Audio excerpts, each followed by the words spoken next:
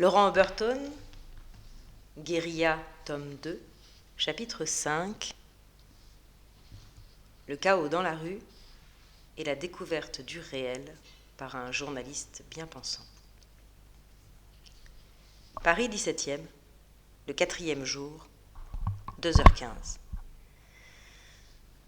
Donatien s'était fait piétiner le visage par une dizaine de jeunes. Il s'était réveillé en pleine rue, à demi nu, entre deux poubelles. Le froid, la pénombre, l'odeur de vomi et d'ordures, la dureté du sol, ses douleurs à la tête, au cou, à la mâchoire. Il se frotta à l'arrière du crâne, sentit cette bosse encroûtée, en contempla le sang frais, le délaya entre ses doigts. Et il ne savait pas ce qui s'était passé, ne reconnaissait pas cet endroit, la sensation d'être là depuis des heures. Il se leva et la douleur s'aiguisa, lui vrillant le crâne jusqu'aux dents, avec l'intensité d'une névralgie. Le monde entier oscilla autour de lui.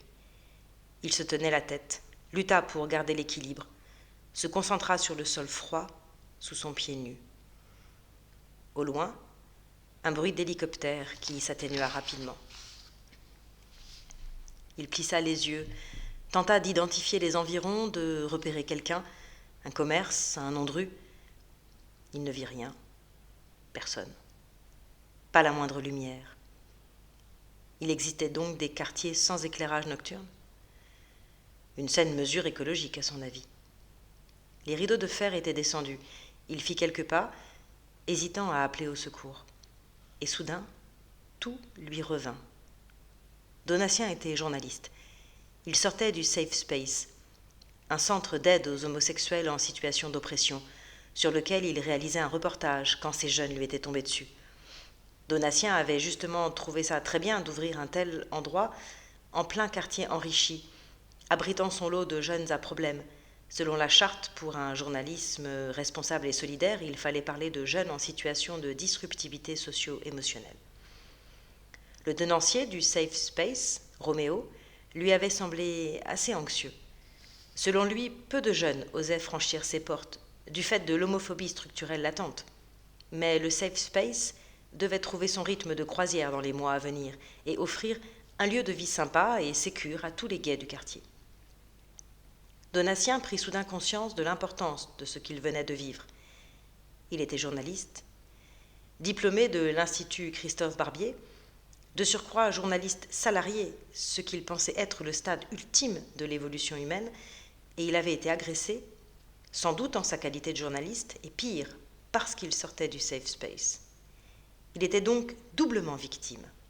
Sa valeur sociale venait de crever les plafonds. Il se voyait déjà publier le teaser de son récit sur Internet, avec une photo dramatique de ses blessures, homophobie et journalophobie, en plein jour, en plein Paris, bienvenue au XXIe siècle. Article à suivre. Il recevrait le soutien de sa rédaction, de la profession, de toutes les associations. On le solliciterait partout. Sa femme l'aimerait sans doute de nouveau. C'était carrément un nouveau départ. Tout ça lui donna le courage d'oublier qu'il était en slip. Donatien était un homme brun, plutôt quelconque, pas très grand ni très épais. Ses lunettes en écaille, qu'il tenait depuis Sciences Po pour sa signature visuelle, avaient disparu dans la nuit. Et ce début de moustache, qu'il croyait excentrique et décalé, n'était que la norme de son monde. Donatien fit quelques pas vers la place Zuckerberg, sans remarquer l'étrange silence qui régnait sur la ville. Il ne prêta pas attention à la lointaine odeur de brûlé, à cette chaleur anormale ramenée par les vents. Une seule question l'arrêta. Pourquoi ne l'avait-on pas aidé ? Il faisait nuit. Il devait être assommé là depuis des heures.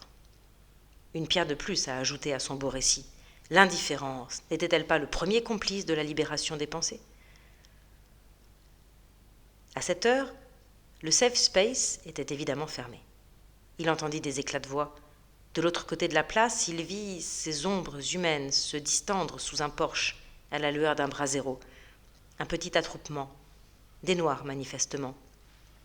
Donatien voulait se montrer, jouir de son statut de victime, proclamer sa faiblesse, se plaindre et remarquer, recevoir attention et bienveillance.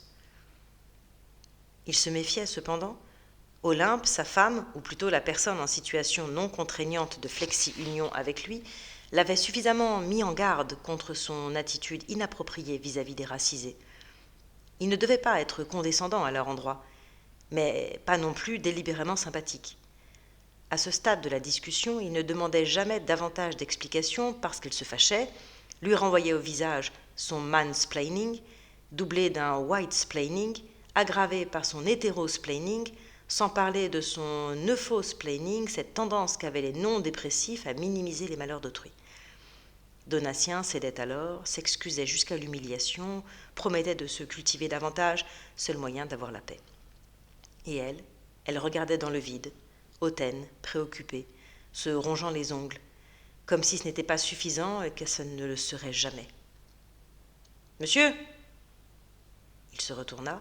Un homme se trouvait là, seul, sur un banc, à quelques mètres de l'attroupement. « Bonjour !» dit Donatien. Olympe avait raison, il ne savait vraiment pas s'y prendre avec les racisés. « Vous devriez partir d'ici !» lui souffla le noir à voix basse, les yeux brillants. « Vraiment, partez d'ici ! Ils n'ont pas de femme !» L'homme s'était mis à sangloter, tête entre les mains. « Ils ont fait avaler du ciment à mon bébé !» ajouta-t-il. « Pour mon plus grand malheur, ils l'ont prétendu marabouter. » Donatien le regardait sans comprendre, hébété. « Hé, Yovo, quoi ça ?»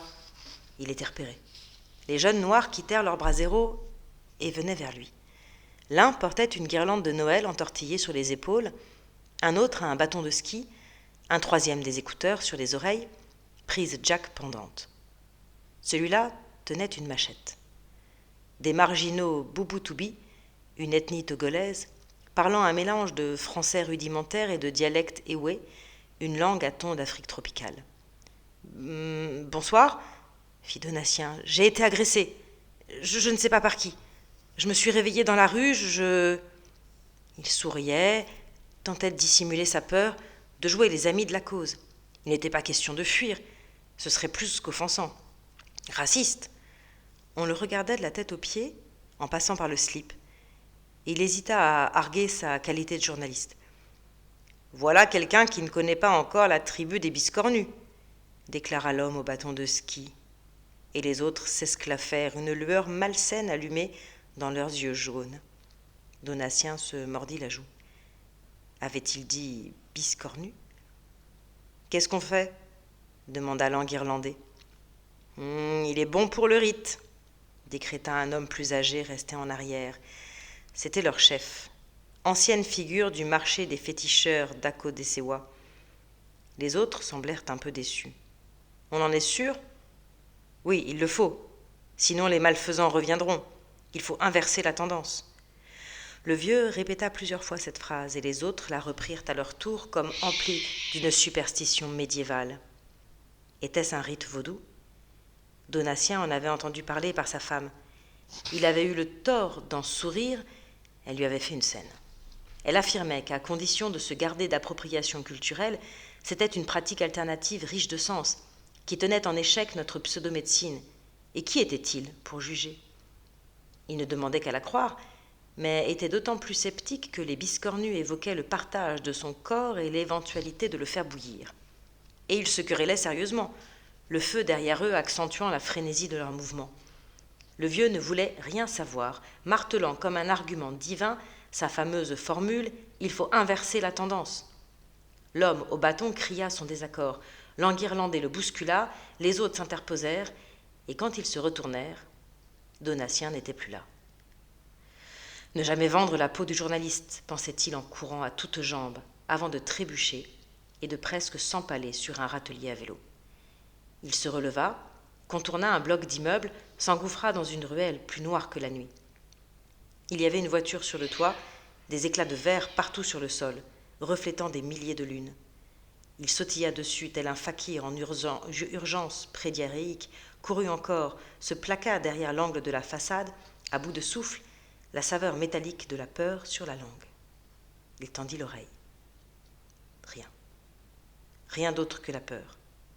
Et son cœur, qui n'avait jamais dû battre aussi fort. Il ne le poursuivait pas. D'une main tremblante, il ôta un bris de verre incrusté dans son pied, puis longea les murs de la ruelle attenante à l'abri d'une rangée de voitures. Son idée était de rejoindre la rue du Safe. Il ne connaissait pas le quartier, mais se souvenait d'avoir consulté un plan de la ville près du local. Il marchait à la seule lueur de la lune, réfléchi sur les toits des voitures quand il crut sentir une présence derrière lui. Avant qu'il n'ait le temps de se retourner, cette chose le percuta et le plaqua au sol. Désorienté, souffle coupé, il tenta de se relever, mais dans son dos, l'assaillant le ceinturait avec force. « Chut, chut, je vais te sauver !» C'était l'homme aux écouteurs. Il puait l'alcool et la sueur. « Qui êtes-vous » Le Togolais ne répondit pas. « Chut, pas de bruit, petit Bigby. Il ne faut pas qu'ils entendent, sinon ils te tueront. Je vais te sauver, en échange d'une petite contribution. » À deux mains, Donatien tentait de desserrer l'étreinte. Il sentit que l'autre baissait son slip. « Laisse-toi faire, petit Bigby. »« Non !» hurla Donatien. L'autre s'arrêta net. On entendit des cris en écho. Le groupe accourait. « Vem, à vous, Kabli !» grogna l'agresseur en se relevant et en remontant son pantalon. « Tu vas le payer. » Il se tourna vers la place. « Je l'ai trouvé! Il est ici !» À l'instant où il se retourna, le poing de Donatien le frappa en plein diaphragme. L'autre se plia, les yeux saillants, sur une sorte de râle désespéré, cherchant un air qui ne venait plus. Quand la tribu des biscornus déboula, ils ne virent que leur camarade, mains sur les cuisses, faisant d'énormes efforts pour dissimuler sa douleur. « Alors ?» demanda le vieux. L'autre se redressa, remit ses écouteurs en place. Il s'efforça de parler sans souffle. « Et nous, les Kpem, j'ai cru voir bouger là, mais je me suis trompé. » Le vieux avança et le gifla. Un autre lui cracha dessus. Ils regagnèrent leur brasero. Dans l'ombre menant à l'arrière-cour du safe space, le journaliste les observait. Il n'en revenait pas. Jamais de sa vie il n'avait frappé un homme. Il s'était souvenu de l'entrée secrète, théoriquement permanente, située à l'arrière du bâtiment. Roméo avait promis d'ouvrir à toute heure aux homosexuels en situation si oppressive. Il demeura encore quelques instants immobile, entendit au loin le vieux grommeler que la tendance n'était pas près de s'inverser, puis il se lança. La porte était restée entr'ouverte. Méfiant, comme un rat flairant un piège, le journaliste tentait de sonder la pénombre. Il n'entendait rien. Pas un bruit.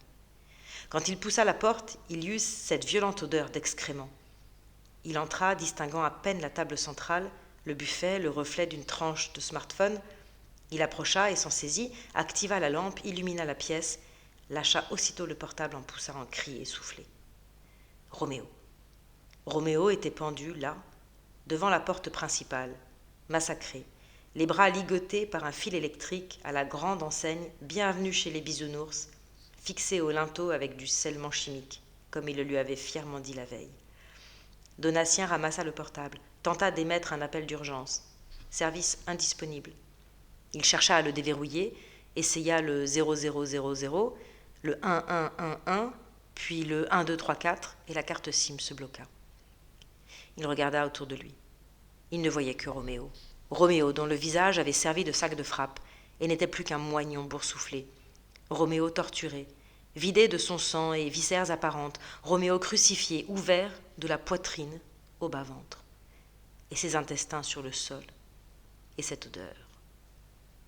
Donatien tenta encore d'émettre un appel d'urgence. Rien. Service indisponible. Le journaliste n'eut dès lors plus qu'une obsession, se barricader.